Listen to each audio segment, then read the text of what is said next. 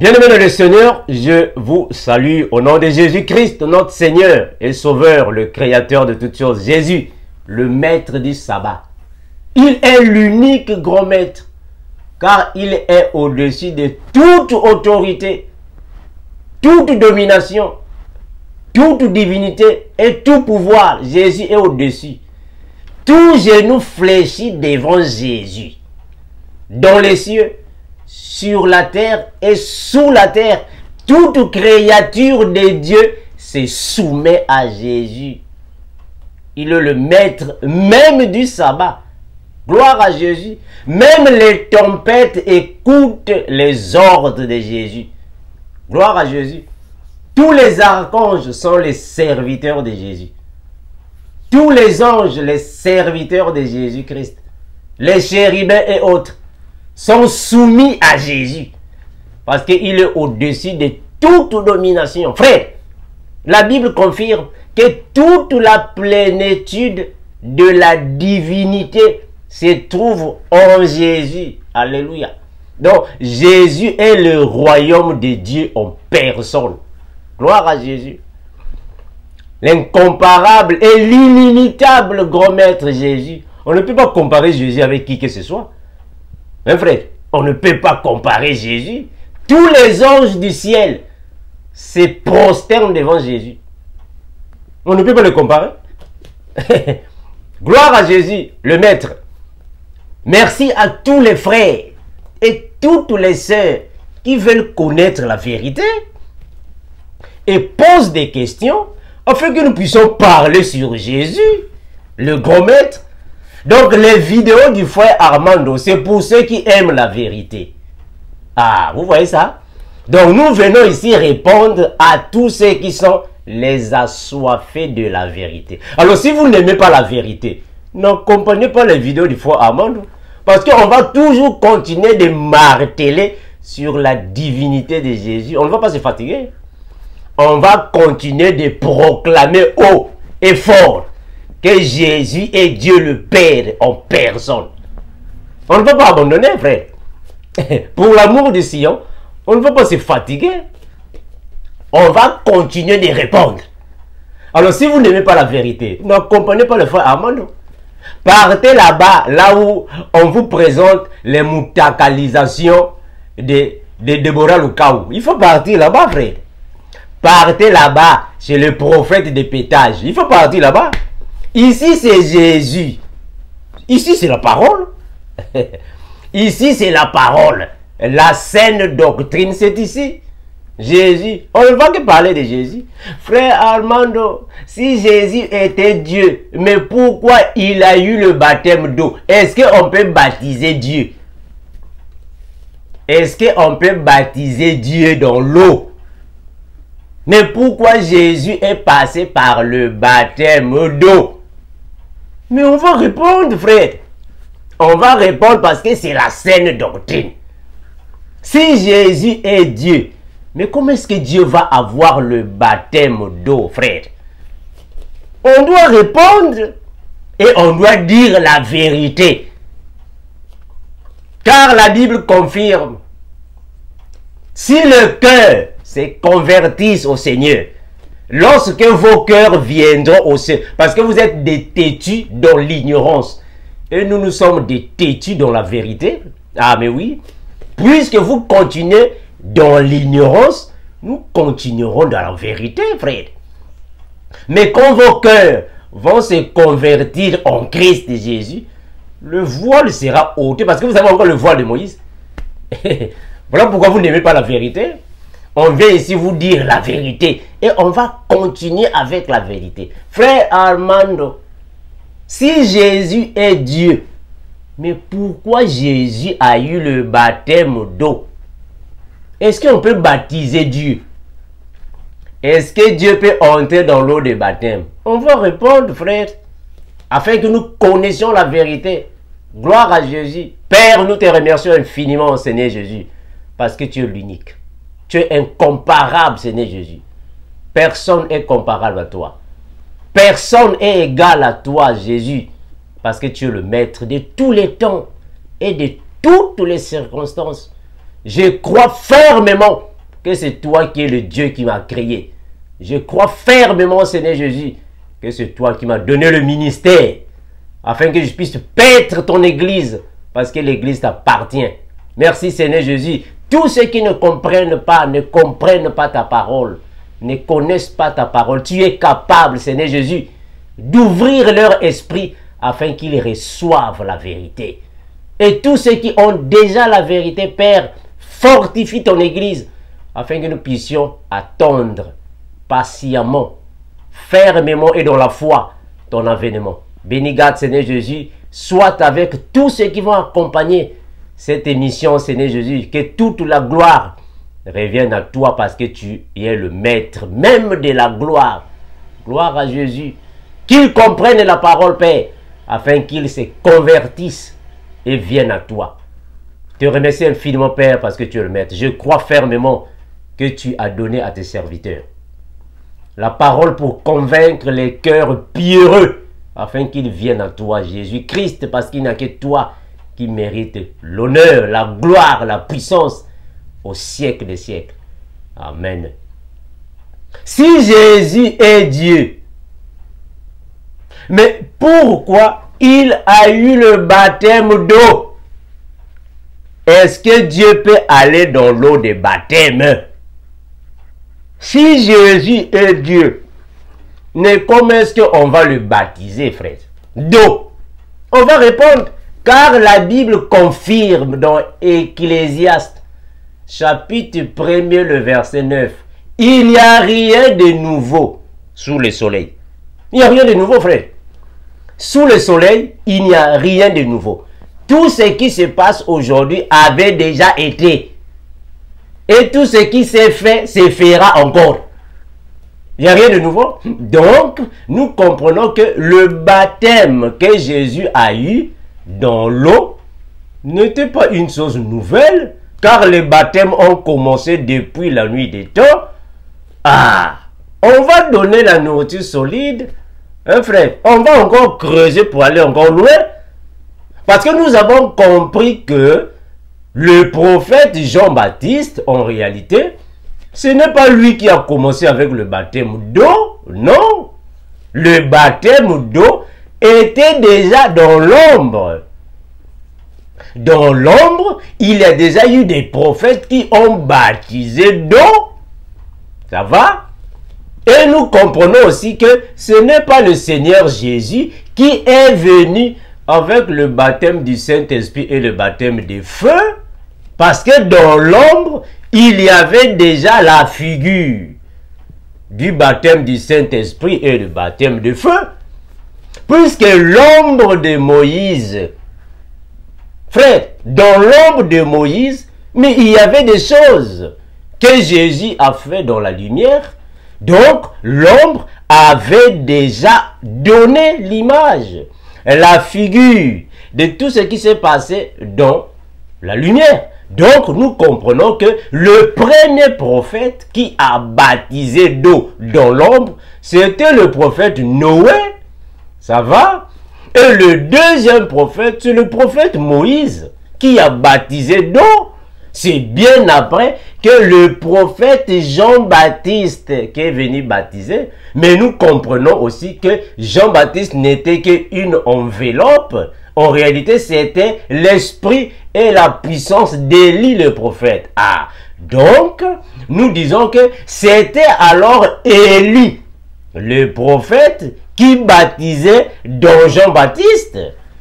Est-ce que ça va, mes frères? On va lire la parole. Mais puisqu'on ne peut pas répondre sans qu'il y ait des témoins, on va donner des témoins. Parce que nous avons un avocat. L'avocat, c'est Jésus. Mais il nous faut aussi des témoins. Mais qui sont les témoins? Je vais d'abord appeler les témoins. Les témoins doivent d'abord venir. Quand les témoins seront là, c'est alors que nous allons donner alors la vérité. On va maintenant donner la version des témoins. Qui étaient les premiers à baptiser d'eau? Parce qu'on doit comprendre pourquoi Jésus a eu le baptême d'eau. Pourquoi? Quelle est la raison qui a poussé Jésus d'avoir le baptême d'eau? On doit en parler. Frère, on doit parler.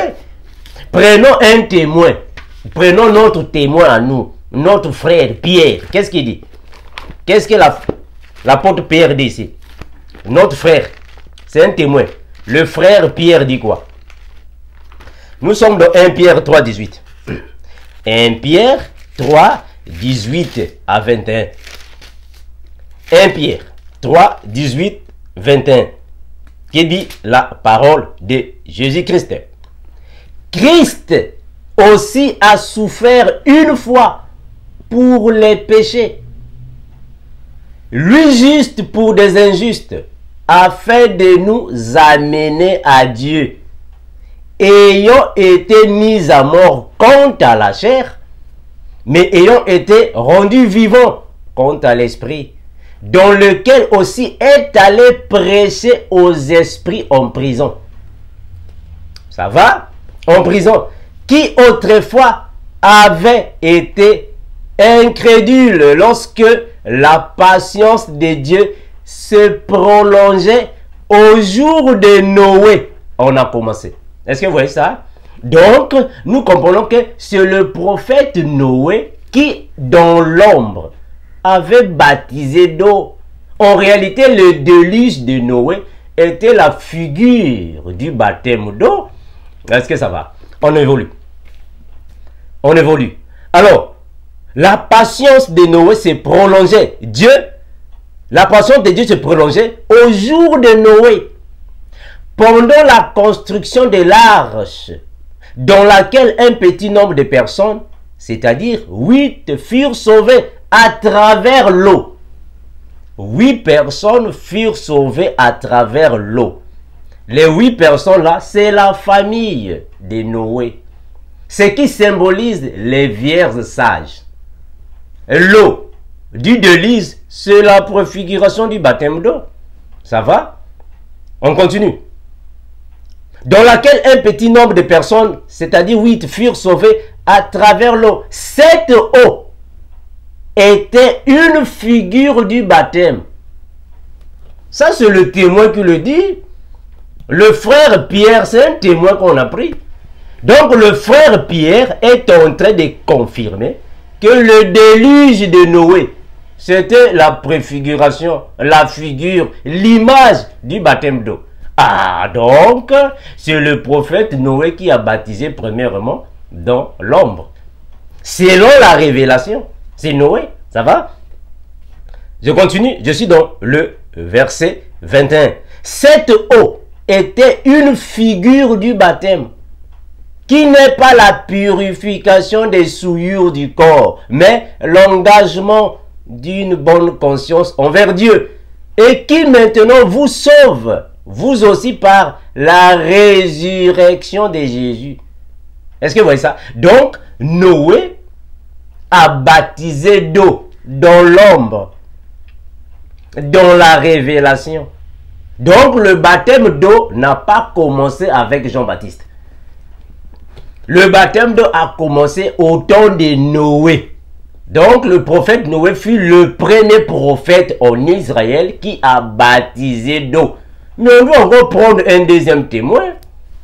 On doit prendre un deuxième témoin avant de répondre à la question. On doit prendre des témoins. Voilà pourquoi la parole confirme. Réveillez-vous. Réveillez-vous, vous qui dormez encore. Réveillez-vous afin que Christ vous éclaire. Mais donc, comment est-ce que Jésus-Christ va vous éclairer si le serviteur de Jésus ne vient pas parler? On peut venir parler afin que vous soyez éclairés. Est-ce que ça va? On doit parler afin que vous soyez éclairés.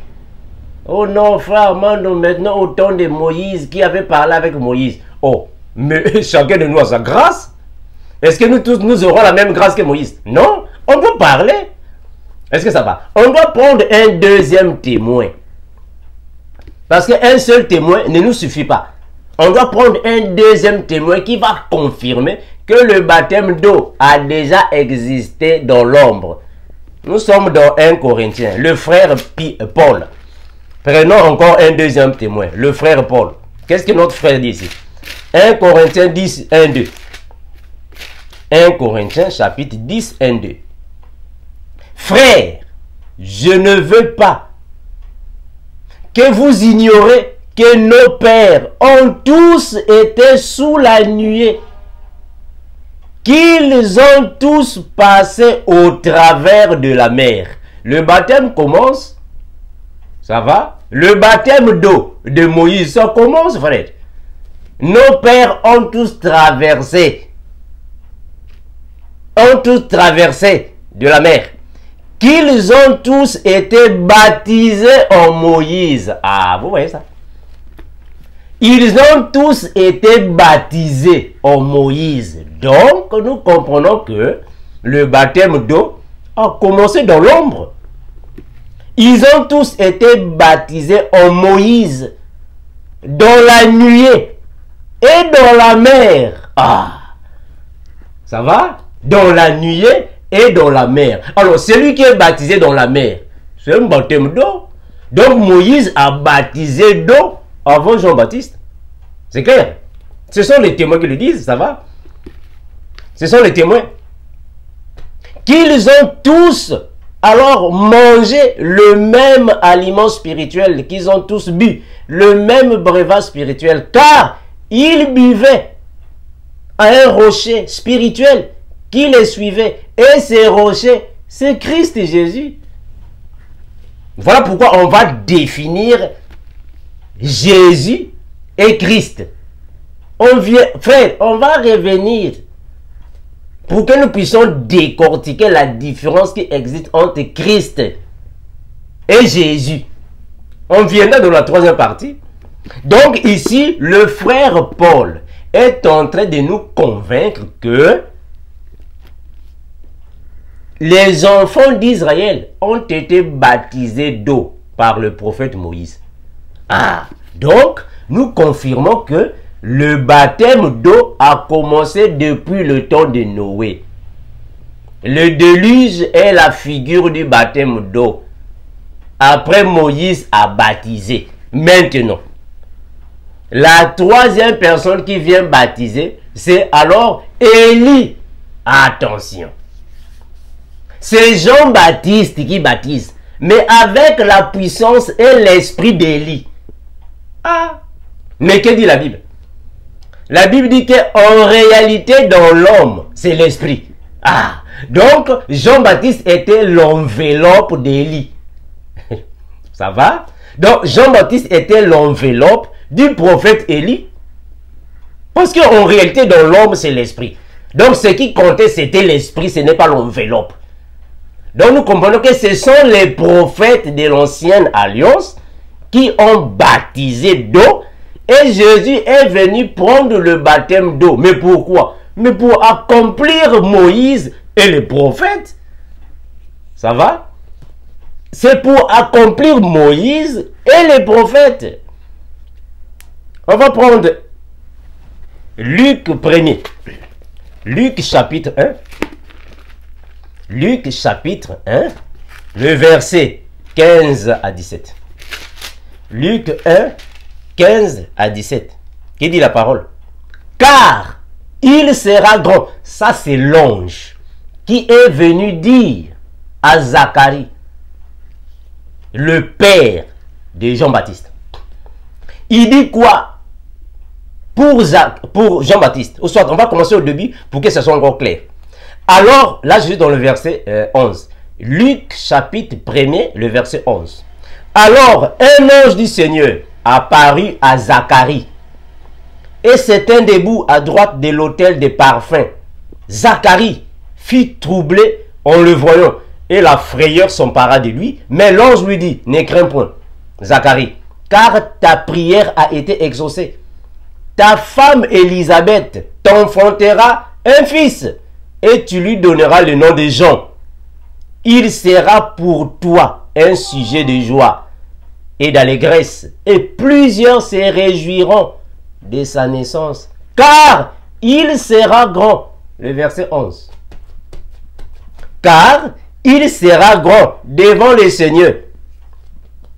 Il ne boira ni vin, ni liqueur forte, enivrante, si vous voulez, et il sera rempli du Saint-Esprit dès le ventre de sa maman.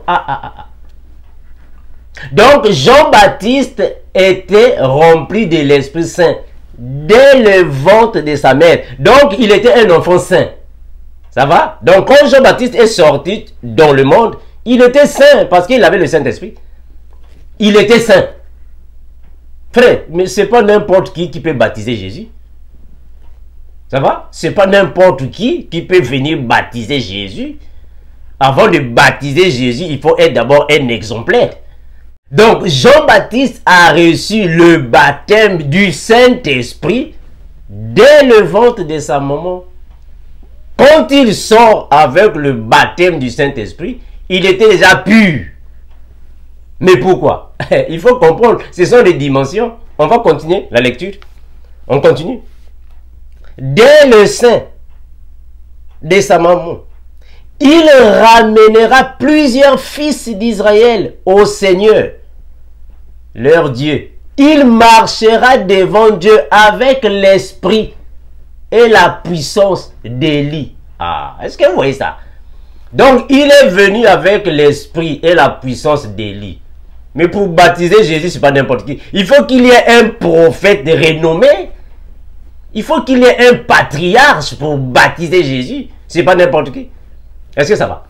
C'est pas n'importe qui. Alors, Jean-Baptiste est venu baptiser dans le Jourdain, mais avec l'esprit et la puissance d'Élie. Ça va? L'esprit et la puissance d'Élie. Alors, Jésus, quand il vient dans l'eau de Jourdain pour se faire baptiser, mais pourquoi Jésus le fait? Hein, frère? Pourquoi Jésus le fait? Prenons Matthieu. Matthieu, on doit d'abord poser les fondements, frère. On doit poser le fondement. On doit d'abord égorger le taureau. Après, vous allez voir clair. Parce que Christ doit vous éclairer, frère. Matthieu chapitre 11. Matthieu 11. Que dit la parole? Matthieu 11, 7 à 15. Matthieu 11, 7 à 15. Qui déclare la parole. Comme il s'en allait, Jésus s'est mis à dire à la foule au sujet des gens: qu'êtes-vous allé voir au désert? Un roseau agité par le vent? Mais qu'êtes-vous allé voir? Un homme vêtu d'habits précieux? Voici ceux qui portent des habits précieux sont dans les maisons des rois. Mais qu'êtes-vous allé donc voir? Un prophète? Oui, vous dis-je, et plus qu'un prophète. Est-ce que vous voyez ça? Jésus est en train de confirmer que Jean-Baptiste était plus qu'un prophète. Il était plus qu'un prophète. Mais pourquoi plus qu'un prophète? Mais il est né saint. Il a eu le Saint-Esprit depuis le ventre de sa maman. Jean-Baptiste, quand il est venu dans le monde, il avait déjà le Saint-Esprit. Donc, en d'autres termes, Jean-Baptiste n'était pas un pécheur. Il était déjà saint, mais différent à Moïse qui a commis beaucoup de péchés. Ça va? Différent même à Élie lui-même en personne qui a tué plusieurs personnes. Jean-Baptiste était déjà un saint, un enfant saint, depuis le sein de sa maman, le Saint-Esprit. Est-ce que vous voyez ça? Donc, il est plus qu'un prophète. Plus qu'un prophète. Le Seigneur continue. Il dit quoi? Oui, vous dis-je, plus qu'un prophète, car c'est celui dont il est écrit: voici j'envoie mon messager devant toi, devant ta face, pour préparer ton chemin devant toi. Je vous le dis en vérité. Jésus le dit: parmi ceux qui sont nés de femmes, il n'en a point paru de plus grand que Jean-Baptiste. Ah mais oui, personne à leur époque. À leur époque, parce que Jean-Baptiste était incomparable à leur époque. Très bien. Que Jean-Baptiste, cependant, le plus petit dans le royaume des cieux est plus grand que lui. Qu'est-ce qu'il voulait dire ici? Au temps de Jean-Baptiste, à leur époque, il n'y avait pas la grâce. Ils étaient dans la loi. Est-ce que tu vois? Donc Jean-Baptiste était distingué. Il a distingué par rapport à leur époque. Mais il n'y avait pas la grâce. Mais nous, aujourd'hui, nous avons la grâce. Or, la grâce est supérieure à la loi. Gloire à Jésus. Donc, nous, aujourd'hui, un vrai serviteur de Dieu est plus que ceux qui étaient là-bas. dans la loi. C'est ce que Jésus voulait dire ici. Maintenant, un serviteur de Dieu, celui qui marche dans la conformité de la parole, c'est lui qui se met à la place d'un agneau. Là-bas au ciel, il sera grand. Ça va? Il sera grand. Parce qu'il a la grâce et a mené la vie de sanctification. L'humilité. Ça va? Je continue. Alors, cependant, le plus petit dans le royaume des cieux est plus grand que lui. Depuis le temps de Jean-Baptiste jusqu'à présent, le royaume des cieux est forcé et ce sont les violents qui s'en emparent. Car tous les prophètes et la loi ont prophétisé jusqu'à Jean. Et si vous voulez le comprendre, c'est lui, Jean-Baptiste, là-bas. C'est lui qui est Élie, qui devait venir. Que celui qui a des oreilles pour entendre, entende. Donc, le Seigneur Jésus est tenté de confirmer que réellement, il avait l'esprit, la puissance d'Élie. C'est lui qui devait venir pour préparer le chemin. Et celui qui baptise Jésus, ce n'est pas n'importe qui va baptiser Jésus. Il faut que ce soit une personne exemplaire. Une personne qui a distingué par rapport à sa vie de sanctification. Pas comme Moïse et les autres qui ont tué plusieurs personnes. Et Jésus confirme que tous ceux qui sont venus avant moi sont des brigands, des voleurs. Ah mais oui. Jean-Baptiste était exemplaire. Parce qu'il a reçu le Saint-Esprit depuis le ventre de sa maman. Mais donc, pourquoi Jésus s'est fait baptiser? On doit revenir à la question. Pourquoi Jésus a eu le baptême d'eau? Pourquoi il a eu le baptême d'eau? Matthieu chapitre 3, le verset 13 à 15. Matthieu 3, 13, 15. Matthieu chapitre 3, le verset 15, 13, 15. Qui dit la parole? Alors Jésus vint de la Galilée au Jourdain vers Jean pour être baptisé par lui. Mais Jean s'y opposait en disant, mais c'est moi qui ai besoin d'être baptisé par toi et tu viens à moi. Jésus lui répondit. Voilà, donc ici c'est la réponse de la question. Ce que Jésus a répondu, c'est la réponse de la question. Pourquoi Jésus a eu le baptême d'eau? Mais il a répondu ici. Jésus a répondu. Qu'est-ce qu'il a dit? Qu'est-ce que Jésus répond? Alors Jésus lui répondit, laisse faire maintenant, car il est convenable que nous accomplissions ainsi tout ce qui est juste. Et Jean ne lui résista plus. Est-ce que vous voyez ça? Donc Jésus dit que non, non, non. Il est convenable que nous accomplissions. Mais accomplir quoi? Mais Moïse et les prophètes. Donc Jésus a eu le baptême d'eau pour accomplir Moïse et les prophètes. Parce que ce sont les prophètes qui ont commencé de baptiser. Dans l'ombre. Ça va? C'est Noé qui a baptisé par le déluge. C'était la figure du baptême. Et Moïse aussi a baptisé. C'était aussi la figure du baptême. Et Jésus est venu pour accomplir. Et Moïse et les prophètes. Est-ce que c'est clair? Je dois vous réveiller, frère. Réveillez-vous. Réveillez-vous. Afin que Christ vous éclaire. Réveillez-vous. Donc, Jésus a eu le baptême d'eau pour accomplir la loi de Moïse. Et c'est clair.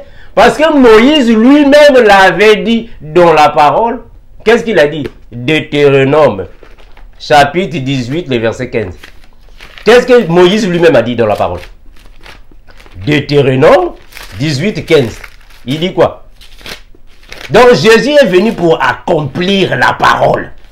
Voilà pourquoi il doit passer par l'eau du baptême. C'est pour accomplir Moïse et les prophètes. Et on a même vu, quand Jésus est sorti de l'eau du baptême, qu'est-ce qu'il a fait? Quand Jésus sort de l'eau du baptême, il fait quoi? Il est parti dans le désert. Pour aller faire quoi? Il est parti faire 40 jours et 40 nuits. Mais pourquoi? Pourquoi il a fait 40 jours et 40 nuits? Mais pour accomplir Moïse et Élie. Gloire à Jésus. Parce que Moïse aussi avait fait 40 jours et 40 nuits. Élie aussi a fait 40 jours et 40 nuits. Donc il faut que Jésus aille dans le désert pour alors accomplir Moïse et Élie. Est-ce que ça va? Donc la vie de Jésus était une vie d'accomplissement de la parole. Il fallait que Jésus puisse accomplir les prophètes. Jésus aussi a fait 40 jours et 40 nuits dans le désert, sur la montagne, pour accomplir Moïse et Élie. Et c'est Élie, la puissance d'Élie, qui a baptisé Jésus. Ne voyez-vous pas que l'histoire est autour des prophètes? Moïse et Élie et Jésus. Voilà pourquoi le jour de la transfiguration, Moïse et Élie sont venus là-bas. Donc la vie de Jésus était une vie d'accomplissement. Tout ce que Jésus a fait, c'était l'accomplissement de la parole. Il fallait qu'il accomplisse la parole. Voilà pourquoi sur la croix il a dit, tout est accompli. Mais qu'est-ce qu'il a accompli? Il a accompli Moïse et les prophètes. Donc le baptême d'eau de Jésus était pour accomplir la parole. C'était pour accomplir la loi et les prophètes. Qu'est-ce que Moïse lui-même dit? Deutéronome chapitre 18, le verset 15. Deutéronome 18, 15. Que dit la parole? L'Éternel ton Dieu, ça c'est Moïse qui le dit. L'Éternel ton Dieu te suscitera du milieu de toi, d'entre tes frères, un prophète comme moi. Vous l'écouterez. Est-ce que vous voyez? Donc Jésus est venu pour accomplir ce que Moïse faisait. Et c'est Moïse lui-même qui dit, vous l'écouterez. Donc on va écouter Jésus. Mais vous aujourd'hui, vous écoutez toujours Moïse. Il faut bâtir les autels. Il faut mettre les habits sacerdotaux. Oh. Il faut respecter le sabbat. Mais vous écoutez Moïse. Or Moïse lui-même a dit, écoutez Jésus. Vous avez vraiment le voile de Moïse. On va vous enlever le voile de Moïse. Et frère, on va vous enlever le voile de Moïse. Vous avez trop le voile. Lui-même Moïse a dit, écoutez-le. Écoutez Jésus. Mais vous partez tous là-bas. La consécration, l'huile d'onction, les habits sacerdotaux. Ah, lui-même a dit, écoutez Jésus. Donc, Jésus a accompli Moïse et les prophètes. Si Jésus est entré dans l'eau de baptême, c'est pour accomplir le prophète Noé. C'est lui qui a baptisé premièrement par le déluge, et le prophète Moïse qui a baptisé par la nuée et par la mer. Il fallait que Jésus vienne pour les accomplir. Même le jeûne de 40 jours et 40 nuits, Jésus a tout accompli. Voilà pourquoi sur la croix il a dit que tout est accompli. Mais c'est la loi qui devrait accomplir. Même avec le baptême du Saint-Esprit. Mais c'est commencé depuis le temps de la loi. Le baptême de feu. Mais c'est depuis le tabernacle de Moïse que tout a commencé. Jésus est venu dans la lumière pour accomplir le tabernacle de Moïse. Parce qu'il a confirmé lui-même. Détruisez ce temple. Je le rebâtirai dans 3 jours. Or, qu'est-ce que signifiait le temple à leur époque? Le temple signifiait la tente. Est-ce que vous voyez ça? Donc, la tente était le temple. Au temps moderne, c'est devenu alors un temple physique.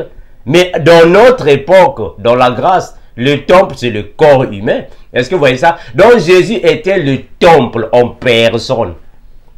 Or, au temps de Moïse, le temple était une construction, une tente. Donc, c'est là où que le baptême du Saint-Esprit a commencé dans l'ombre. On va prendre Deutéronome, ou soit prenons Nombre. Nombre chapitre 11. Nombre chapitre 11, le verset 24 et 25. Nombre chapitre 11, 24 à 25, qui dit la parole de Jésus. Moïse sortit et rapporta au peuple les paroles de l'Éternel. Il assembla 70 hommes, 70 hommes des anciens du peuple, et les plaça autour de la tente. il les plaça autour de la tente. Mais il y a beaucoup de choses à donner, à se dire ici. Il y a plusieurs éléments qu'on peut donner. Les 70 anciens d'Israël, c'était la préfiguration des 24 vieillards. Est-ce que vous voyez ça? Donc, autour de la tente de Moïse, il fallait que Moïse mette là 70 anciens de l'assemblée. Ils doivent être là autour de la tente. Mais ça symbolise le royaume de Jésus. Ça symbolise le royaume parce que la tente était la préfiguration de Jésus. Le tabernacle, c'est Jésus. Les 70 anciens figuraient les 24 vieillards. C'est-à-dire que les serviteurs de Jésus. Là, nous pouvons voir dans Apocalypse, chapitre 4. On va prendre le verset 1er et le verset 2. La Bible déclare ainsi. Apocalypse chapitre 4, le verset 1er. On va commencer à partir de là. Le verset 1er. Après cela, je regardais et voici, une porte était ouverte dans le ciel. La première voix que j'avais entendue, comme le son d'une trompette, et qui me dit, monte ici. Je te ferai voir ce qui doit arriver dans la suite. Aussitôt, je fus ravi en esprit et voici, il y avait un trône dans le ciel. Et sur le trône, quelqu'un était assis. Celui qui était assis avait l'aspect d'une pierre de jaspe et de sardoine. Et le trône était environné d'un arc-en-ciel semblable à de l'émeraude. Autour du trône, est-ce que vous voyez ça?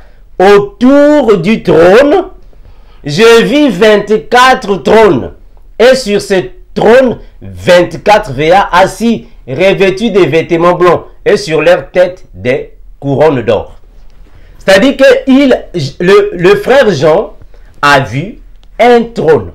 Mais autour du trône, il y a les 24 vieillards. Mais c'est ce qu'on nous dit ici, dans Moïse. Moïse avait une tente. Et autour de la tente, il y avait 70 anciens. C'est la préfiguration du ciel. Est-ce que vous voyez ça? La préfiguration du ciel. On continue. Le verset 25. L'Éternel descendit. L'Éternel descendit dans la nuée et parla à Moïse.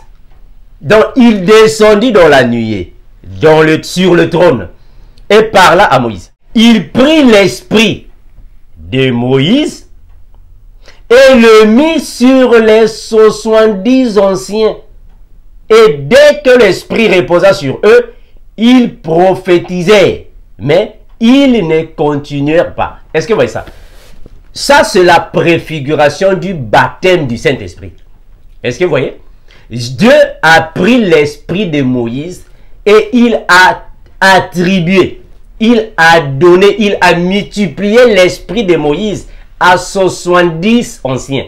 Et dès qu'ils ont reçu l'esprit, ils ont commencé de prophétiser. Mais c'est la préfiguration de la Pentecôte. Est-ce que vous voyez ça? C'est la préfiguration du jour de la Pentecôte. C'est la préfiguration du baptême du Saint-Esprit. Prenons le jour de la Pentecôte. Je suis dans Actes des Apôtres. Actes des Apôtres, chapitre 2. Actes des Apôtres, chapitre 2. On va prendre le premier verset. On va voir la liaison qui est dans cet événement et l'événement qui se passe dans Actes des Apôtres. Chapitre 2. Qui dit la parole? La parole dit ainsi. Le jour de la Pentecôte, ils étaient tous ensemble dans le même lieu. Tout à coup, il vint du ciel un bruit, comme celui d'un vent impétueux, et il remplit toute la maison où ils étaient. C'est la même chose qui s'est passée avec Moïse. Moïse était alors avec les 70 anciens. La tente était là, ils étaient autour de la tente et Dieu est descendu dans une nuée. Est-ce que vous voyez? Dès que Dieu descend sur une nuée, il prend l'esprit de Moïse, il attribue, il multiplie à tous. Mais c'est la même chose qui s'est passée le jour de la Pentecôte. C'est la préfiguration là-bas du baptême du Saint-Esprit. Est-ce que vous voyez ça? Et ils ont commencé de s'exprimer comme l'Esprit leur donnait de s'exprimer. Mais c'est la même chose qui s'est passé là-bas avec Moïse. Quand les 70 anciens ont reçu l'Esprit de Moïse, ils ont commencé de s'exprimer comme l'Esprit leur donnait de s'exprimer. C'est la préfiguration du baptême du Saint-Esprit. Est-ce que vous voyez ça? C'est la préfiguration, c'est la figure du baptême du Saint-Esprit. Parce qu'avec le baptême du Saint-Esprit, c'est la même chose. Dieu prend son esprit et il donne son esprit à ses enfants. Et nous parlons, nous prononçons, nous proclamons les merveilles de Dieu. C'est la même chose qui s'est passée dans Joël. On va prendre Joël. Qu'est-ce que Dieu dit là-bas?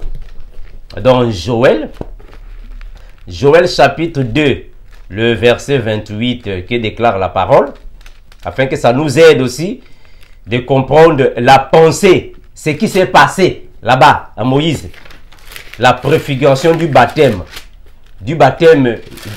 du Saint-Esprit. Joël 2, 28. Joël chapitre 2, le verset 28. La Bible déclare ainsi. Après cela, je répandrai mon esprit sur toute chair. Est-ce que vous voyez ça? Après cela, je répandrai mon esprit sur toute chair. Vos fils et vos filles prophétiseront. Vos vieillards auront des songes et vos jeunes gens des visions. Mais c'est ce que Dieu a fait là-bas. Dieu a pris l'esprit de Moïse. Il a répandu l'esprit de Moïse. C'est la même chose qui s'est fait dans la Pentecôte.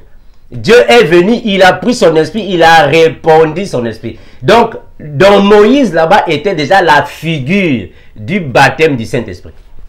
Ça va? Jésus, quand il vient, c'est pour accomplir tout. Parce qu'il le donne maintenant pendant la lumière. Donc, le baptême d'eau et le baptême du Saint-Esprit ont leur origine dans l'ombre. Ils ont commencé depuis l'ombre. Jésus, alors, les a mis alors à la lumière, au jour, afin que nous puissions voir les choses claires. Même avec le baptême de feu. Le baptême de feu que Jésus nous donne aujourd'hui, mais ça a commencé dans l'ombre depuis Moïse. Est-ce que nous sommes ensemble? Ça va? Nous sommes ensemble? Le baptême de feu a commencé dans l'ombre. Dans l'ombre, mes bien-aimés. Donc, Jésus est venu pour accomplir la parole. Qu'est-ce qui nous prouve que le baptême a commencé dans l'ombre? Parce que nous avons la parole, nous avons les témoins. Le baptême de feu, c'est quand le Seigneur Jésus te prend spirituellement. Il te met dans le feu. C'est spirituel, attention. Attention à ceux qui sont encore immatures. Je précise que c'est spirituel. Parce que c'est la préfiguration de ce qui s'est passé là-bas chez Moïse. Pourquoi nous le disons? Parce que la Bible nous confirme que nous sommes les sacrifices vivants. Quand quelqu'un accepte Jésus, c'est comme un agneau qui vient auprès de Jésus. Jésus, lui, étant le souverain sacrificateur, il doit te mettre dans le feu. La même manière que faisait Aaron. Aaron était un souverain sacrificateur. Donc, pour alors faire un sacrifice d'expiation des péchés, il doit recevoir un animal et mettre l'animal dans le feu. C'est la préfiguration du baptême des feux. Parce que les vrais animaux aujourd'hui, c'est nous. C'est nous qui devons passer par le feu. Le feu ici, dont je fais allusion, le feu de Jésus signifie le brisement. Est-ce que ça va? Le baptême de feu signifie la vie du brisement. Jésus doit te briser. Alors, étant brisé, tu vas traverser des étapes. C'est ça le brisement, le baptême de feu, le brisement. Alors, qu'est-ce que le frère Paul nous dit ici? Le frère Paul nous dit quoi? Donc nous comprenons que les baptêmes ont commencé là-bas. Et l'apôtre Paul a dit qu'il y a un seul baptême. Parce que tout a commencé là-bas. Le baptême d'eau, dans l'ombre. Le baptême du Saint-Esprit, dans l'ombre. Le baptême de feu, dans l'ombre. Parce que c'est nous qui sommes des vrais animaux. Prenons ce que l'apôtre Paul a dit. On va toujours prendre des témoins parce que on ne peut pas seulement verbalement parler à l'église de Jésus. On doit prendre des témoins. Nos frères qui sont des témoins. Prenons Romains. Nous sommes dans Romains. Romains chapitre 12. Romains 12, le verset 1er. Qui dit la parole? Romains chapitre 12, le verset 1er. La Bible est claire. Romains 12, le verset 1. La Bible dit que je vous exhorte donc, frères, par les compassions de Dieu, à offrir vos corps comme un sacrifice vivant. Est-ce que vous voyez ça? Comme un sacrifice vivant. Mais pourquoi? Un sacrifice saint, agréable, ce qui sera de votre part un culte raisonnable. Pourquoi l'apôtre Paul le dit? Mais parce que au temps de Moïse, il fallait venir avec un animal. Et quand le souverain sacrificateur recevait l'animal, il doit brûler l'animal. C'est ça pour eux était un culte raisonnable à leur époque. Mais c'était la préfiguration du baptême de feu. Parce qu'aujourd'hui, quand tu acceptes Jésus, tu te donnes entièrement. Voilà pourquoi Jésus a dit, tu aimeras ton Dieu de tout ton cœur, de toute ton âme et de toute ta pensée. Quand tu viens à lui, il te reçoit, c'est lui qui doit te briser. Le brisement, c'est le baptême de feu. C'est-à-dire que tu dois passer des étapes de brise qui vont vraiment te briser. C'est ça le baptême de feu. Il faut passer par là. Donc le baptême de feu a commencé à leur époque. Voilà pourquoi à leur époque, il fallait faire un autel avant de poser l'animal. Or le vrai autel, c'est Jésus. Est-ce que vous voyez ça? L'animal, c'est Jésus, mais nous aussi, nous sommes des animaux. Parce que quand nous venons à Jésus, celui qui accepte Jésus, c'est comme si un animal qu'on va poser sur l'autel. Parce que le vrai autel, c'est Jésus.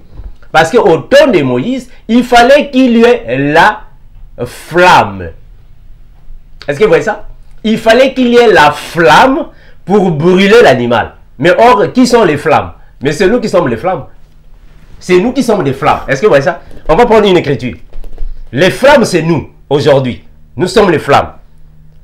Les flammes, c'est nous. On va prendre une écriture, afin que ça soit clair.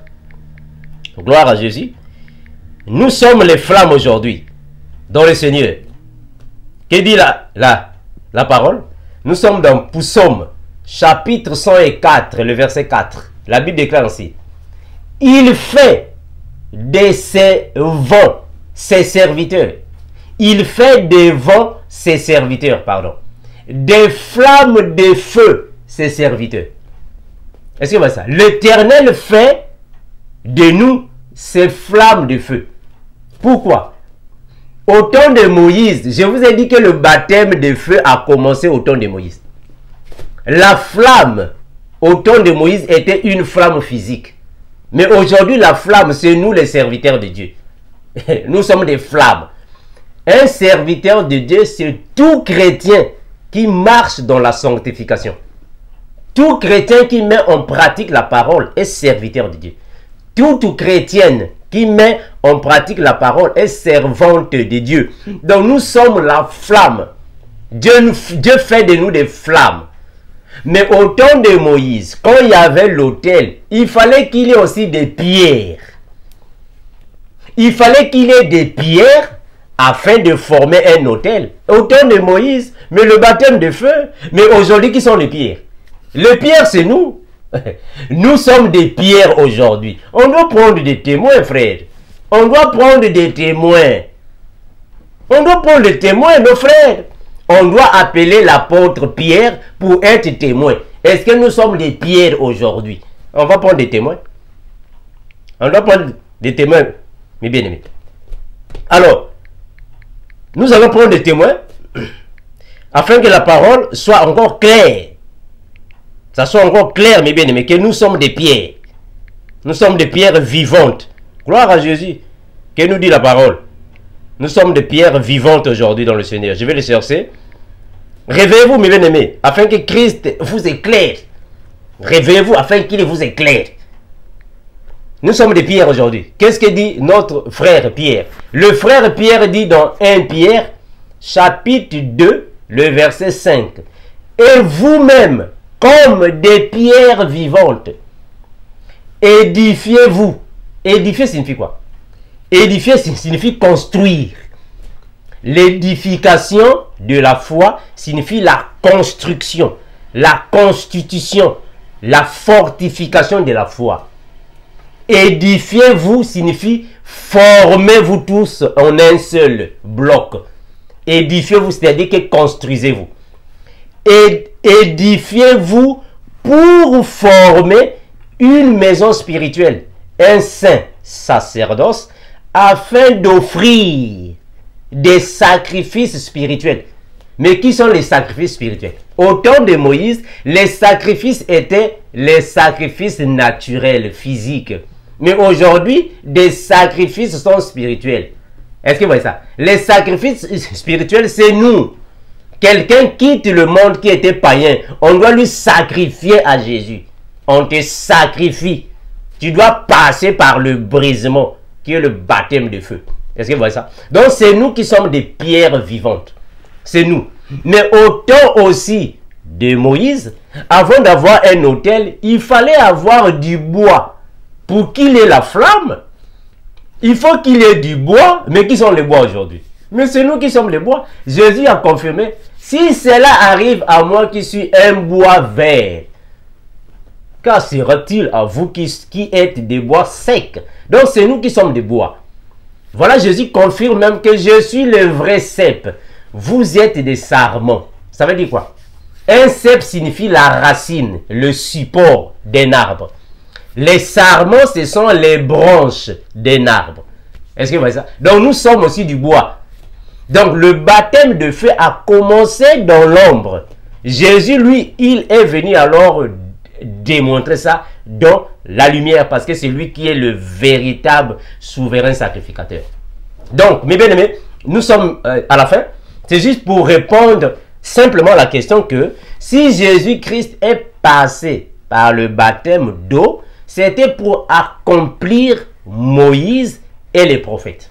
Parce que ce sont Moïse et les prophètes qui ont commencé avec le baptême d'eau dans l'ombre. Voilà pourquoi Jésus est venu pour les accomplir. Mais en réalité, le baptême d'eau, le baptême du Saint-Esprit et le baptême des feux ont commencé depuis l'ombre. Mais c'était des figures, des images qui étaient encore obscures. Voilà pourquoi nous disons toujours que la loi de Moïse n'est que l'ombre. L'ombre signifie l'obscurité de la vérité. Dans l'ombre, les choses n'étaient pas claires. Parce qu'il y a le voile qui est là. Il faut qu'on ôte le voile, comme ça nous voyons clair. Jésus est venu alors clarifier le baptême du Saint-Esprit et le baptême de feu. Parce que c'est lui qui est le maître de toutes choses. Jésus, il a accompli la parole. Voilà pourquoi sur la croix, il a dit, tout est accompli. Mais qu'est-ce qu'il a accompli? Il a accompli quoi? Mais il a accompli Moïse et les prophètes. Est-ce que ça va? Il a accompli Moïse et les prophètes. Parce que même avec le baptême d'eau, vous allez voir, qu'est-ce que Jean-Baptiste a dit dans le baptême d'eau? Il dit que moi, je vous baptise d'eau. Mais celui qui viendra après moi, vous baptisera du Saint-Esprit. Il dit quoi d'abord? Il dit que moi, je vous baptise d'eau pour vous amener à la repentance. Mais qu'est-ce que signifie la repentance? Je vous baptise d'eau pour vous amener à la repentance. Qu'est-ce que signifie la repentance? La repentance signifie l'abandon du péché. Le changement de comportement. Maintenant, je vous pose une question. Est-ce que Jésus avait des péchés pour abandonner le péché? Non, Jésus n'a pas de péché. Mais comment est-ce qu'il va abandonner le péché? Est-ce que vous voyez ça? Le baptême d'eau de Jean-Baptiste était pour amener à la repentance. Mais est-ce que Jésus avait des péchés? Parce que la repentance signifie abandonner le péché. Mais Jésus n'a pas de péché. Maintenant, qu'est-ce que le baptême d'eau vient faire dans la vie de Jésus? S'il n'a pas de péché. Si Jésus est saint, il n'a pas de péché, le baptême d'eau lui fait quoi? Est-ce que vous voyez ça? Donc Jésus a accepté de venir dans l'eau du baptême, c'est pour accomplir Moïse et les prophètes. Parce que Jésus était obligé de passer par là pour les accomplir. Jésus a tout accompli. Ça, c'est la vie de Jésus. L'accomplissement de la loi de Moïse et les prophètes. Merci, mes bien-aimés, vous qui aimez la vérité. Vous qui êtes sur le vrai chemin, le bon chemin, la vérité. Quand la vérité se présente, acceptez la vérité, embrassez la vérité. Faut pas que vos cœurs, faut pas que votre conscience, faut pas que votre intelligence ou sagesse se perturbe dans des fausses interprétations de la parole. Voilà pourquoi le frère Amand a toujours dit, nous sommes ici en chair et en os. Il y a des questions envoyées, on va répondre. Il y a des doutes, venez, on va s'asseoir. Hein, frère, nous sommes ici pour l'édification de l'Église, pour la perfection des saints.